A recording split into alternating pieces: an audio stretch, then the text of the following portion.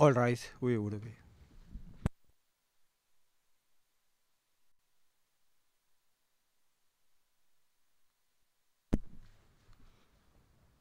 Please be seated. We will as well. Good morning again. Le Président, eh bien, nous reprenons. La parole est toujours aux représentants légaux des victimes. Je vous en prie. Merci, Monsieur le Président.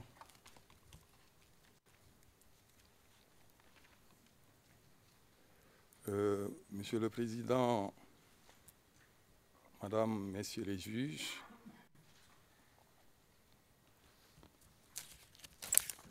les observations de la défense que nous avons entendues hier et ce matin ont suscité chez nous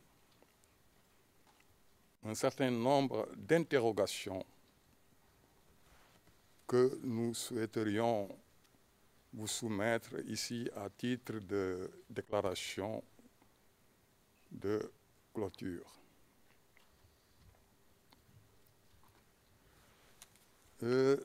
Monsieur le Président, Madame, Messieurs les juges,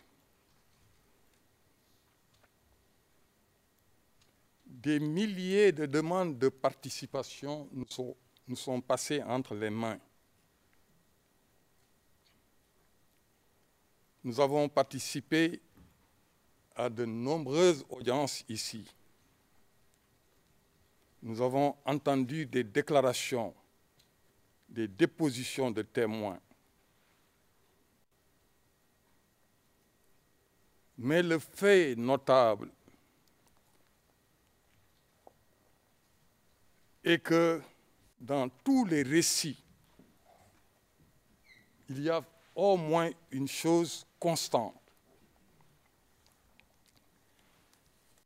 Les exactions que les musulmans du Tchad ont subies ont été le fait des troupes anti-Balaka. Ça, c'est une certitude. Tous les témoins sont concordants sur ce point.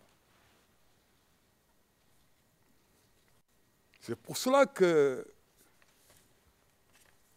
lorsque nous avons entendu les observations d'hier, Monsieur le Président, où on a essayé de contourner cette réalité en catégorisant les troupes anti-Balaka en vrais anti-Balaka et faux anti-Balaka, Monsieur le Président, nous avons quand même quelque peu été perturbés.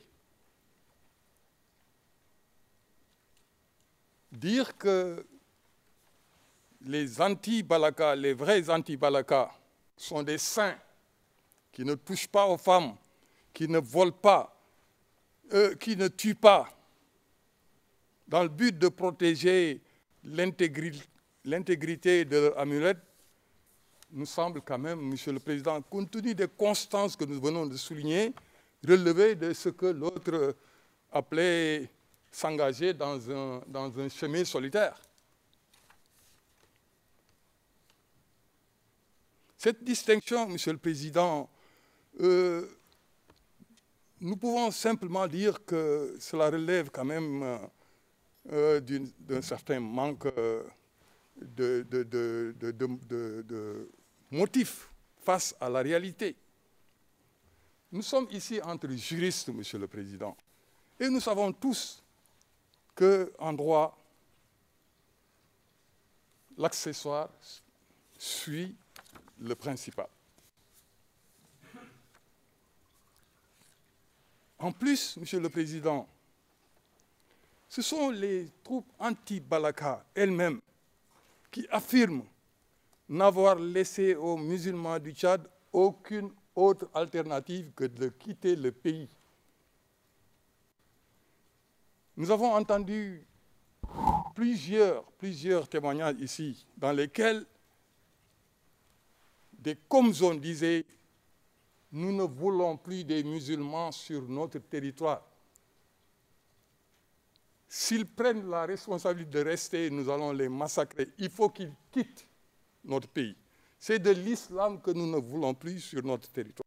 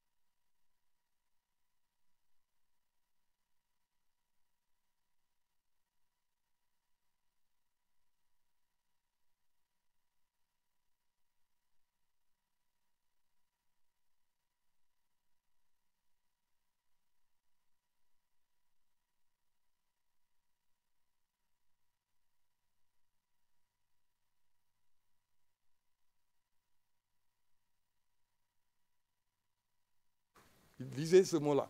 Ce sont mes chefs qui me l'ont demandé. Donc, si j'entends aujourd'hui dire qu'Angelo n'en faisait qu'à sa tête, il faisait ce qu'il voulait, etc., moi, je suis quand même un peu perturbé, Monsieur le Président. Les déclarations d'Angelo sont disponibles de toute façon. Il nous a expliqué qu'il y avait un chef et des chefs derrière lui.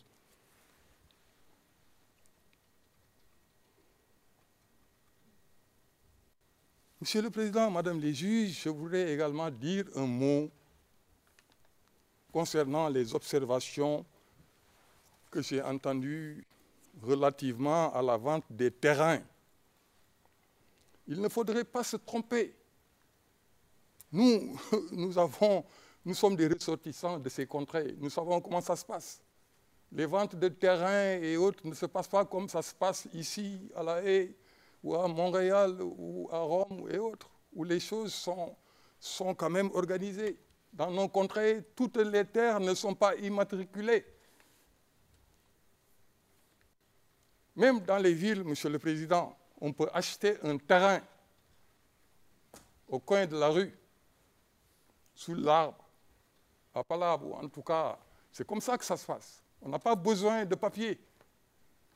A fortiori, dans un coin comme Zongo, on peut bien acheter un terrain sans avoir aucun papier. C'est donnant, parole contre parole. C'est comme ça que cela se passe. Lorsque on considère que toutes les ventes de terrain doivent se passer comme dans les sociétés organisées, on peut se tromper. C'est également la même chose, Monsieur le Président. Moi, quand j'ai entendu parler de comptoir Western Union, de bureau Western Union, etc., c'est sans tenir compte des réalités africaines. Les transferts d'argent se font dans un coin de rue, sur un tabouret, etc. Traiter les gens qui ont dit qu'il n'y avait pas de bureau Western Union de menteurs, ça me semble quand même assez exagéré. C'est la vérité, c'est la réalité africaine, Monsieur le Président. C'est comme ça qu'il faut comprendre les choses. dans plusieurs pays et dans plusieurs contrées africaines, Monsieur le Président, on peut se transférer mutuellement de l'argent sans qu'il n'y ait aucune trace. C'est vérifiable.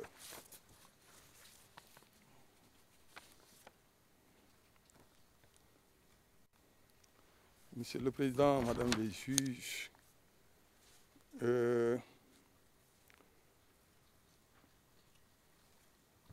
voulais également, Monsieur le Président, dire ici que je partage parfaitement les observations de Monsieur le procureur tout à l'heure quand il a pris la place, la parole plutôt.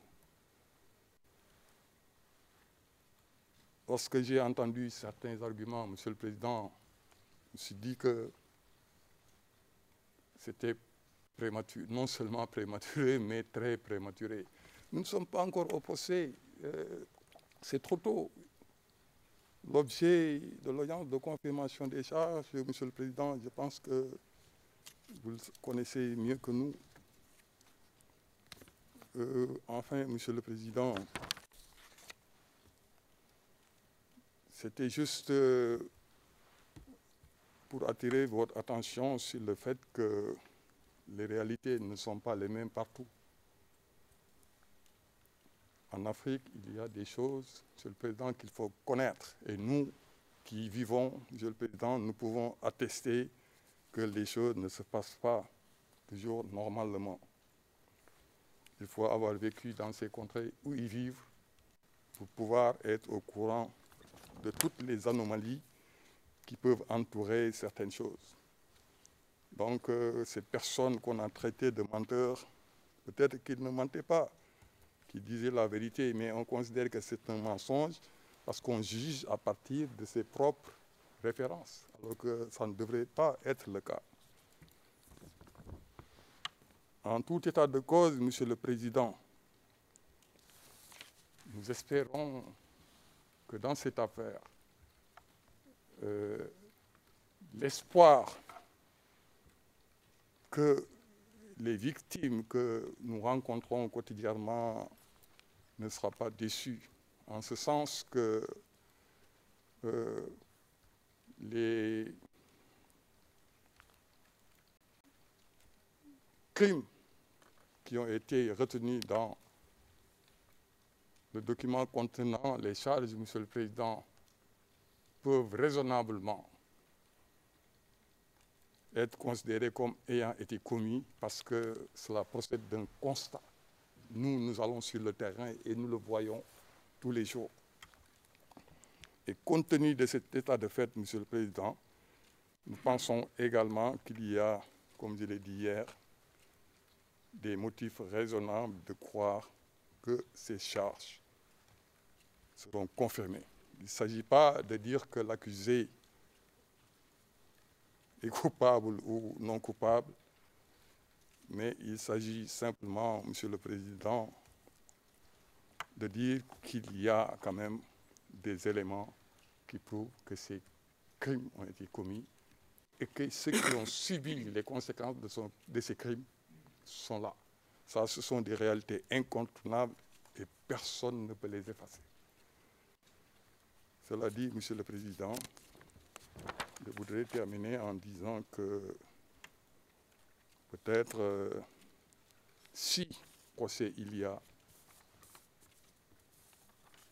et si les charges sont confirmées, je fais exprès d'utiliser le conditionnel par respect pour le principe de la présomption d'innocence. Si en tout cas nous en arriverons là, je pense que nous avons énormément d'arguments à faire prévaloir pour montrer éventuellement à ce tribunal que ces crimes ont véritablement été commis et que la personne qui est poursuivie est particulièrement responsable de ce qui lui est reproché par Monsieur le procureur. Je vous remercie, Monsieur le Président. Thank you very much, Maître Fall. Le président, merci beaucoup, Maître Fall. Madame ou Maître, c'est à vous. Je vous remercie, Monsieur le Président, Madame, Messieurs les juges.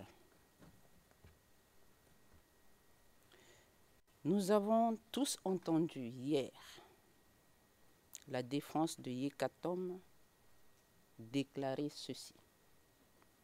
Je fais référence à la transcription en temps réel, page 78, à partir de la ligne 25. Alors, qu'ont obtenu les anti-Balaka?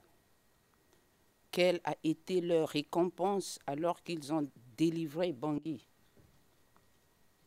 Ce qu'ils ont eu, c'est une mauvaise réputation.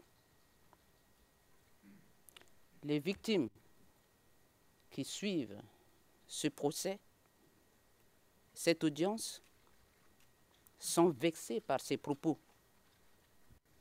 Elles disent n'avoir jamais mandaté Mokom et ses éléments anti-Balaka pour les défendre. En disant cela, les victimes estiment que M. Mokom les accuse en réalité de traîtres, d'ingrats. Mokom n'a jamais évoqué à aucun moment un seul acte concret que lui et ses troupes ont posé en faveur des victimes. Par contre, les victimes, dans leur récit, ont relaté les atrocités subies de la part de la bande à Mokom. Hier également, je fais référence à la transcription en temps réel, page 79, ligne 25. La défense de Mokom déclarait, je cite, « Après avoir été désigné coordonnateur des opérations, Mokom s'est rendu dans une différente base et a dit aux Komzom de ne pas créer de désordre, de rester ensemble et d'attendre ce qui allait se passer. » Mokom ne nie donc pas son rôle de coordonnateur des opérations des anti-Balaka. Il ne nie pas non plus les exactions commises par les anti-Balaka. Et apparemment, s'il y avait des ordres qu'il a donnés dans ce sens, ces ordres n'ont jamais été suivis, encore moins que les exactions commises aient été sanctionnées par lui. Mieux, à la transcription d'hier, page 83, ligne 4, sa défense a déclaré que Mokom se rend à Brazzaville, il va pour négocier un cessez-le-feu avec les représentants de la Séléka. Je rappelle, Monsieur le Président, Madame et Messieurs les juges, le règlement de procédure et de preuve définit la victime comme étant toute personne physique qui a subi un préjudice du fait de la commission d'un crime relevant de la compétence de la Cour. Alors, prétendre agir dans l'intérêt de quelqu'un et lui faire subir des préjudices par des viols, des meurtres, des privations de liberté, des persécutions et autres crimes est tout de même paradoxal. Il est clair que les anti-Balaka se sont constitués en leur bourreau finalement, et comment accepter cela? Les victimes ne nient pas les atrocités commises par les Séléka, mais au lieu de s'en prendre aux combattants Séléka, qui sont leurs ennemis, les anti-Balaka s'en sont pris à la population civile sans défense, en utilisant d'ailleurs la même méthode que la Séléka. La persécution, le transfert forcé, les déplacements forcés ont été un parcours du combattant pour toutes les victimes. C'était leur quotidien.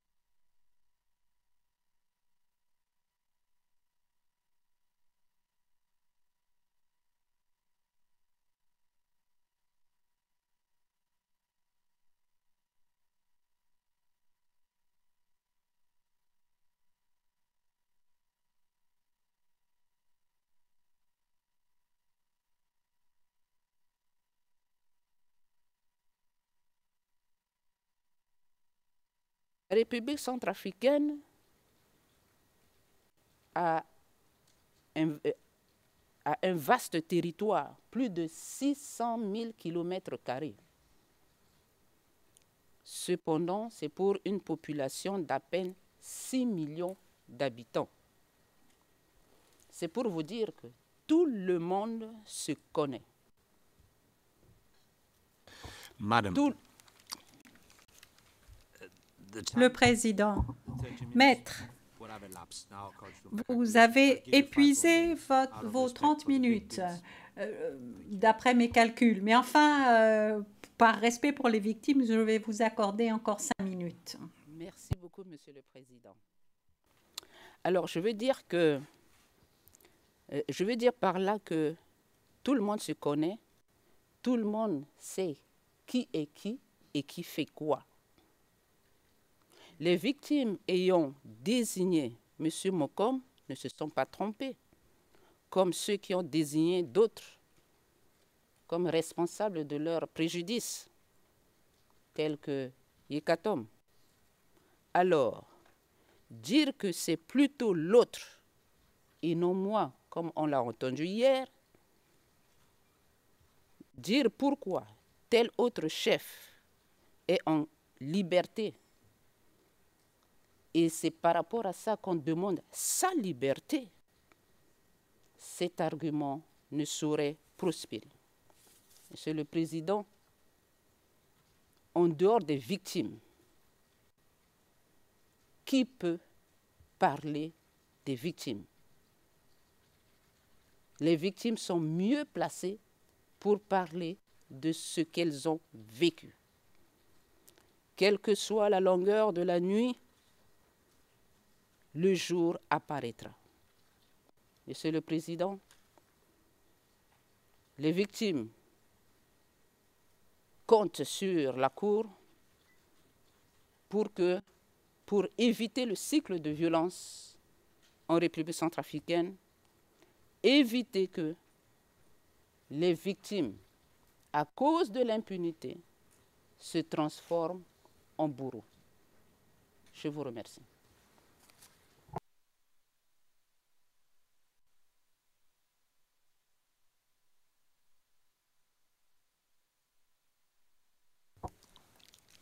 thank you very much, Madam. Le juge président, merci beaucoup, madame. Nous allons maintenant continuer avec la déclaration finale de la défense. La parole est à la défense.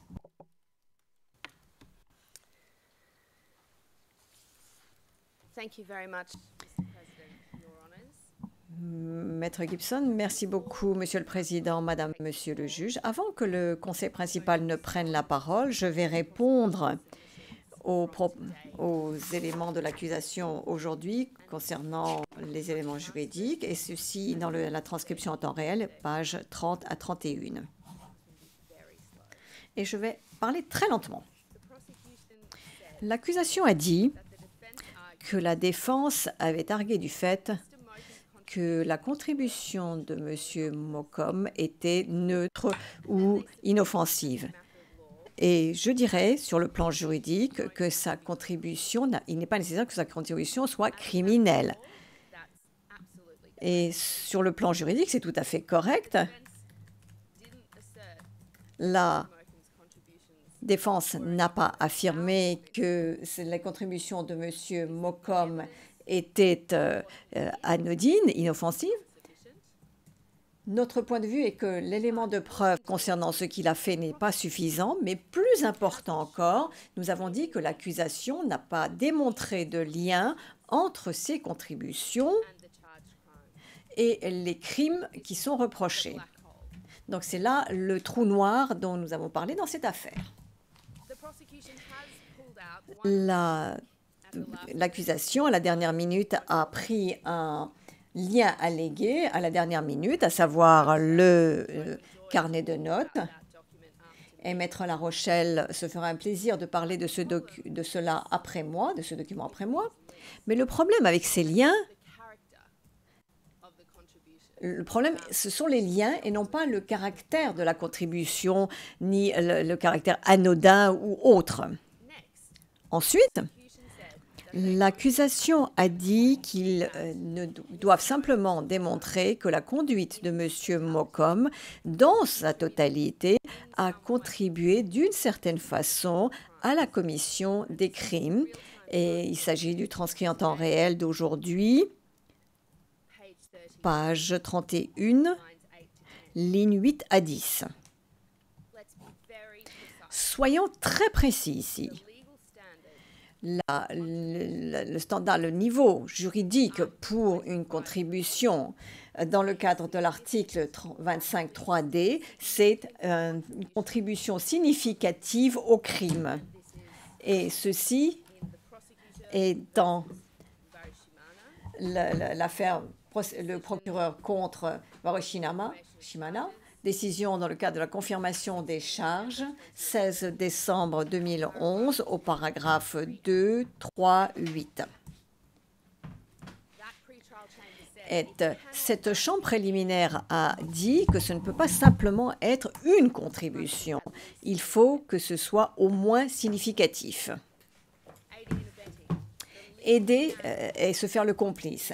Le niveau juridique pour la contribution dans le cadre de l'article 25.3c, ce n'est pas simplement une contribution, il faut qu'il y ait un effet causal. Qu'est-ce que cela signifie? Nous voyons dans l'article 70 de la décision, au paragraphe 94, que la contribution doit avoir favorisé un peu plus ou faciliter la commission des crimes. Donc, pas uniquement contribuer d'une certaine façon, il faut qu'il y ait plus que pour les suspects qui ne sont pas en train de commettre, qui ne sont pas en train de commander, qui ne sont pas en train de donner l'ordre. C'est un moyen de sauvegarder les choses. Et c'est une chose que nous n'avons pas vue ces derniers jours dans les documents contenant les charges. Ensuite, l'accusation a dit que peu importe que M. Mocom fasse partie d'un grand plan criminel ou fasse partie de ce dessein commun. Et ceci, c'était dans la transcription en temps réel à la page 31, lignes 11 à 15. Nous sommes d'accord. M. Mocom ne faisait pas partie de ce plan, mais l'accusation doit démontrer qu'il contribuait, qu'il apportait sa contribution à un groupe de personnes agissant de concert. L'accusation a concédé qu'il ne s'agissait pas d'un crime. Contribuer aux activités militaires n'était pas un crime lorsqu'il s'agissait de contribuer aux activités militaires d'un groupe armé. Nous allons aller un peu plus loin. Qu'est-ce que cela signifie en fait, cette concession? Cela signifie que ce n'était pas un crime de contribuer, d'apporter sa contribution aux anti-Balaka sans que nous ayons à montrer que ces contributions apportaient une contribution requise aux crimes qui sont visés dans les charges dans cette affaire. Autrement, il y aurait des milliers et des milliers de personnes ici à côté de l'accusé, M. Mokom. Et c'est ce qui manque ici. Et c'est la raison pour laquelle cette affaire ne répond pas aux normes et au niveau de confirmation. Et je vais maintenant passer la parole au conseil principal qui terminera la présentation de ses observations finales. Maître La Rochelle, merci, Madame, Messieurs les juges. Vous avez entendu l'accusation et la réponse de l'accusation vous demandant instamment de vous écarter de la détermination de la crédibilité. Il est vrai qu'il n'est pas nécessaire de prendre une décision qui soit une conclusion concernant la crédibilité de ces témoins à ce stade, mais vous ne pouvez pas l'ignorer. Et ceci ressort également clairement dans la décision d'appel dans l'affaire Baruch Shimana, une affaire qui n'a pas été confirmée. Un homme qui participait à des discussions sur la paix en Europe et qui avait été à qui l'on reprochait des crimes commis au Congo. Ce qu'ils ont dit au paragraphe 36 pour déterminer si les charges pouvaient être confirmées dans le cadre de l'article 61 des statuts, la Chambre préliminaire a évalué les ambiguïtés, l'incohérence et les contradictions des éléments de preuve et même les doutes par rapport à la crédibilité des témoins.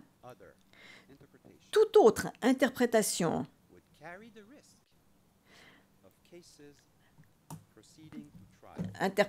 impliquerait des risques pour des affaires qui feraient l'objet de procès, bien que les éléments de preuve soient entourés d'ambiguïté, d'incohérence, de contradictions ou de doutes quant à la crédibilité, à tel point qu'il est insuffisant, qu'elles sont insuffisantes pour établir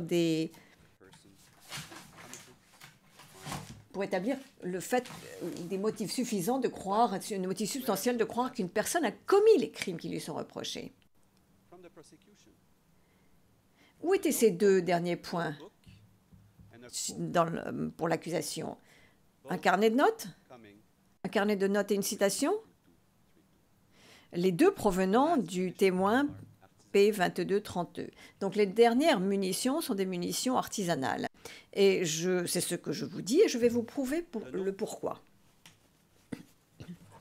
Le carnet de notes, d'après l'accusation, et je suis à la page 30 du transcript en temps réel de ce matin, c'est un élément de preuve important du lien direct de M. Mokom avec les attaques pendant lesquelles ces crimes qui lui sont reprochés ont été commis.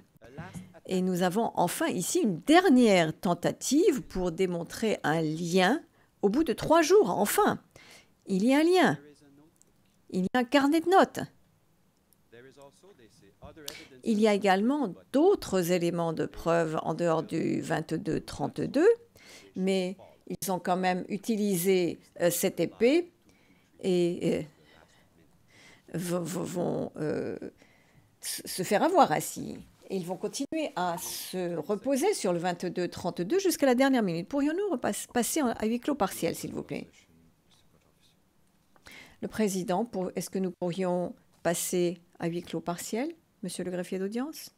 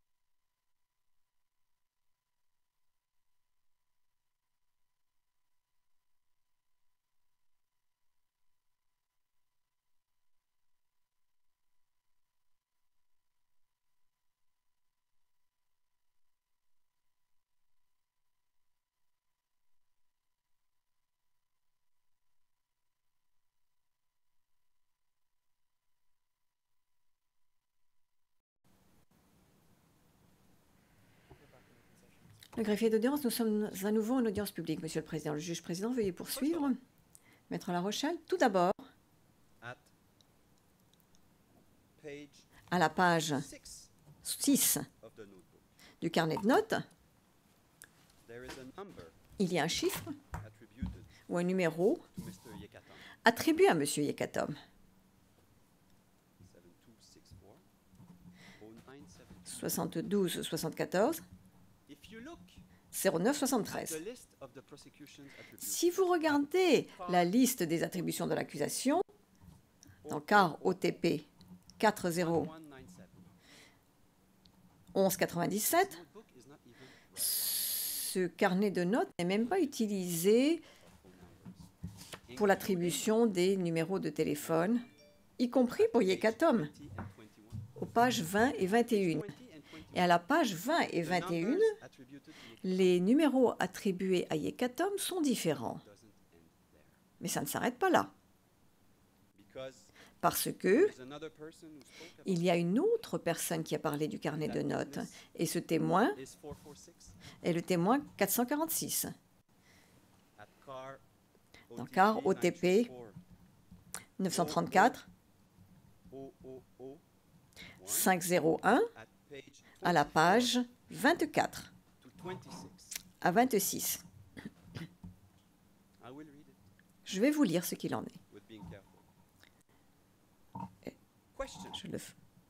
Faites attention. Question de M. Van Der Poel. Il y a un document que je souhaitais vous montrer. Il est à l'onglet 52. CAR OTP 2100 2602, et c'est un carnet de notes qui a été produit par un témoin. Et je voudrais vous montrer ce carnet et vous poser quelques questions sur ce carnet. La première chose que j'aimerais faire,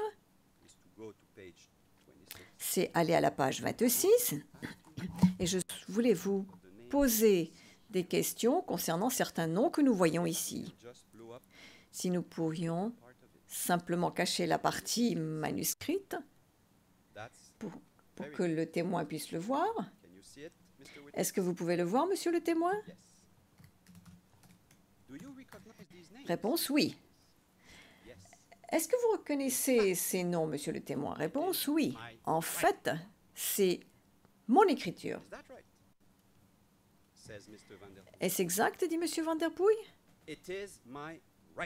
C'est mon écriture. D'où venaient tous ces noms? La partie importante se trouve à la page 26. L'interprète se reprend plus haut. Il s'agissait non pas d'éliminer l'écriture manuscrite, mais de la montrer de plus près. Question. Ceci est extrêmement utile. Quand pensez-vous avoir écrit cela? Réponse du témoin.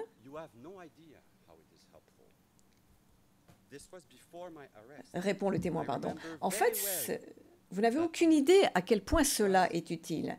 Ceci, c'était avant mon arrestation. Je me souviens très bien de ce carnet de notes. C'était avant mon arrestation.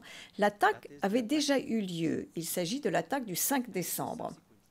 Et c'est par la suite, après l'attaque, qu'un petit peu plus tôt, on en a parlé de ce carnet de notes qui aurait aidé à coordonner. C'est après l'attaque du 5 décembre que j'ai dû écrire les numéros de chaque autorité ou de chaque dirigeant de façon à pouvoir garder le contact. Il s'agit de mon écriture. Et je me souviens que nous avions déjà traversé la rivière, que nous étions de l'autre côté. Je pense que ça devrait être au mois de janvier, février. Je ne suis pas très bon pour me souvenir des choses, mais je pense que c'était après l'attaque. Est-ce que nous pouvons passer à huis clos partiel pendant 30 secondes? Demande Maître La Rochelle. Le juge président, passons à huis clos partiel.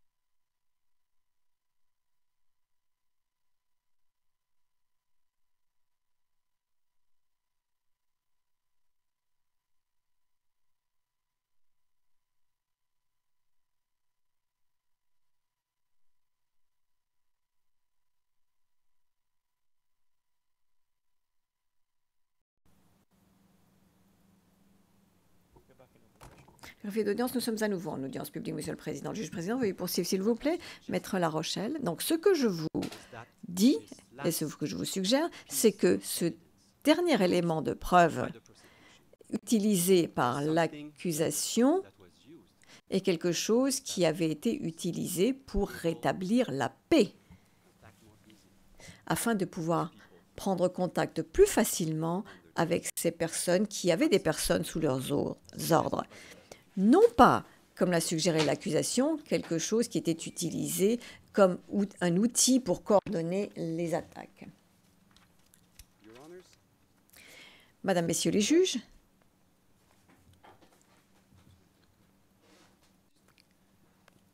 comme je voulais... Nous avons longuement parlé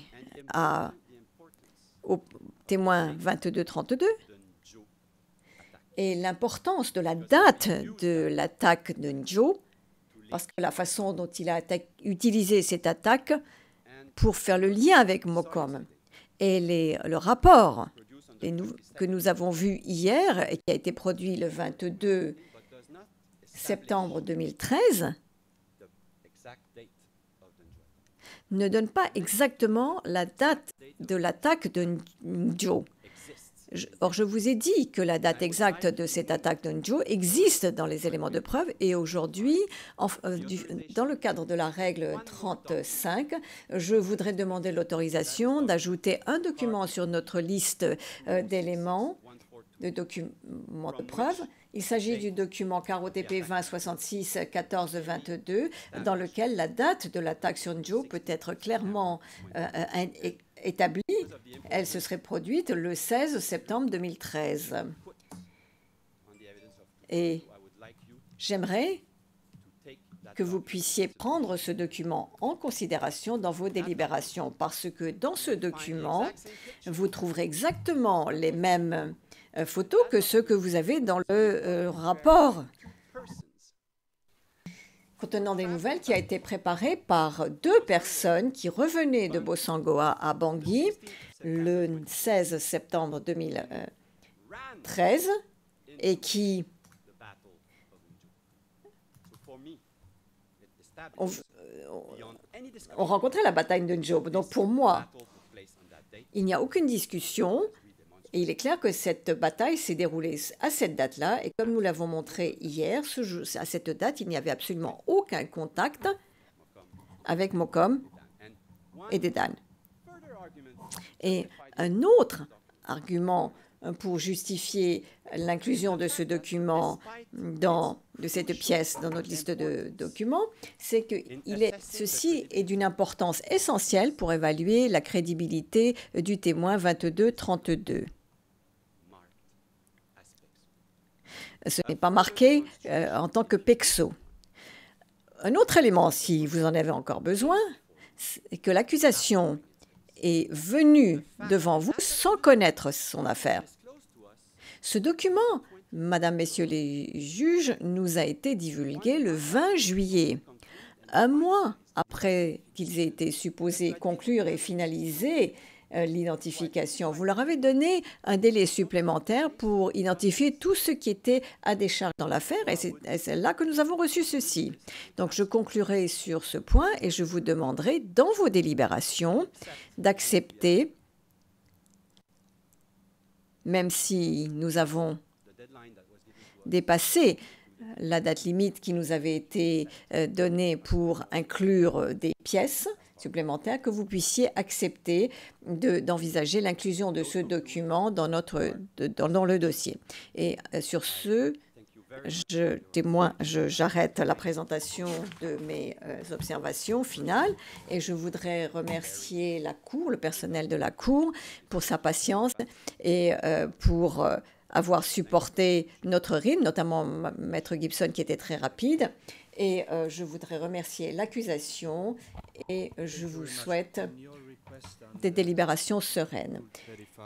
Le juge président, merci beaucoup. Pour ce qui est de votre requête sur la règle 35 concernant le règlement de la Cour, nous allons prendre une décision sur ce point en temps voulu. Bien, maintenant, avec la fin de cette déclaration finale de la défense, nous en arrivons à la fin de l'audience de la confirmation des charges, mais nous avons encore, la Chambre doit encore prendre une décision sur la requête de la défense du 4 juillet 2023 par email pour des observations écrites et nous avions décidé de prendre une décision pendant l'audience. Je vais maintenant suspendre l'audience et nous reprendrons à 15h30. L'audience est suspendue. Merci beaucoup.